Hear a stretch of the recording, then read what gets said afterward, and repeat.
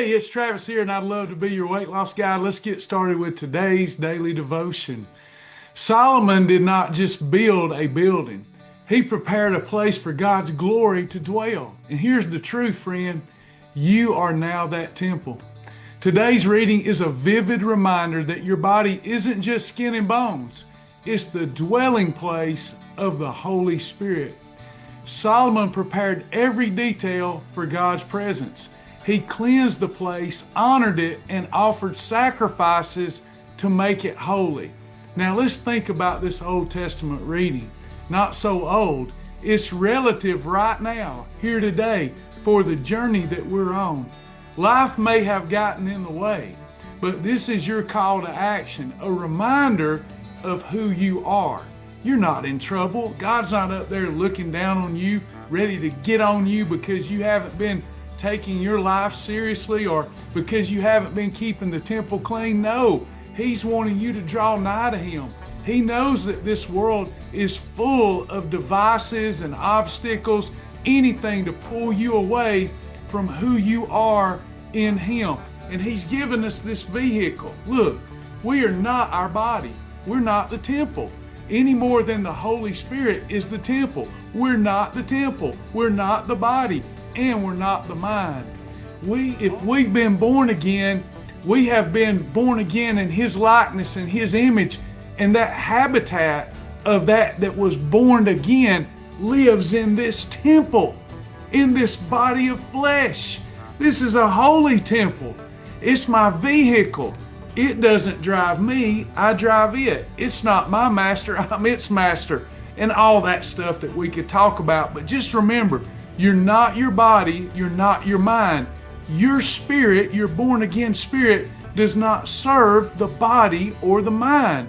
The body and the mind serves that born again spirit. So if we walk in step with the Holy Spirit, then we can be successful. We'll have discipline. We'll have the fruit of the Spirit. We'll bear it every day. Love, joy, peace, patience, gentleness, goodness, meekness, temperance, and faith. Solomon prepared every detail for God's presence. He cleansed that temple. He honored it, and he offered sacrifices. We got to make some sacrifices ourselves. Goodness, we're a living sacrifice. Isn't it wonderful to be God's child? Isn't it wonderful to be a born-again spirit that's living inside of this holy temple?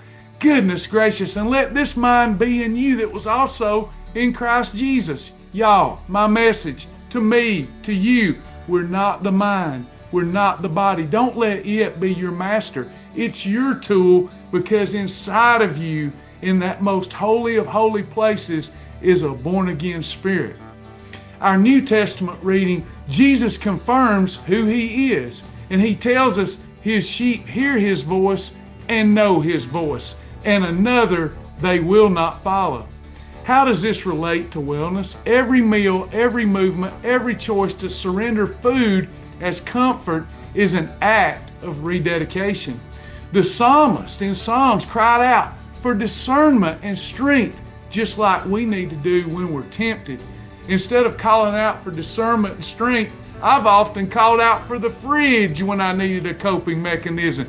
I'll get up and go look in the fridge. I'll do that 3 or 4 times before I finally give in. I'll look in there, see if anything's changed the second time, third time, and then I'm doing something because I get it in on my mind. And then the next thing I know, I'm serving my mind and body instead of it serving me. So the psalmist cries out for discernment and strength. He didn't cry out for a Dorito. So let's don't do that, okay? Let's lean into the Lord. Let's draw nigh to God.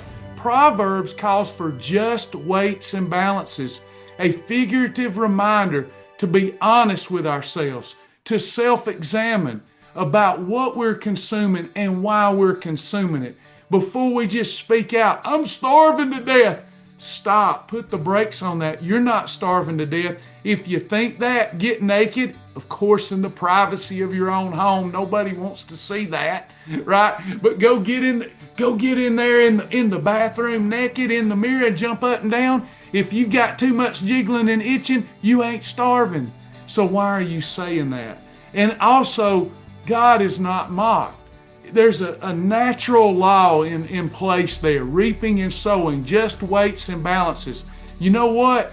Here's how you gain weight. You ate too much. You ate in a calorie surplus. When you say it's not fair, it's totally fair. You eat too much and your body had to do something with it. Just like if you don't eat enough, you'll lose weight.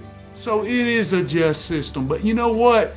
You can make 1,000 years feel like a day instead of a day feel like 1,000 years if you'll just enjoy this process. It is a lot of fun.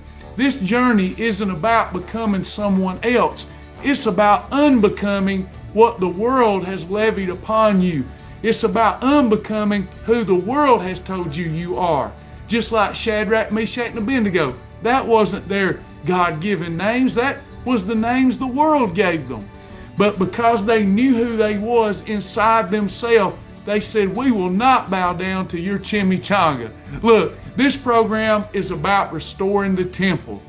God has given you an amazing and marvelous and wonderful temple. And He can, if you walk in step with Him, He can reverse all this damage we've done.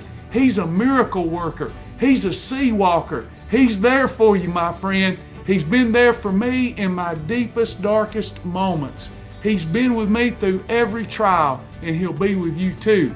So let's fix this. Whether you've got 25 to lose or 100 or 200, let's fix it. Let's repent. Let's come back to the Father. Let's be a loving community, the household of faith, one body, the body of Christ, and let's get these temples healthy. What do you say? I'll see you tomorrow.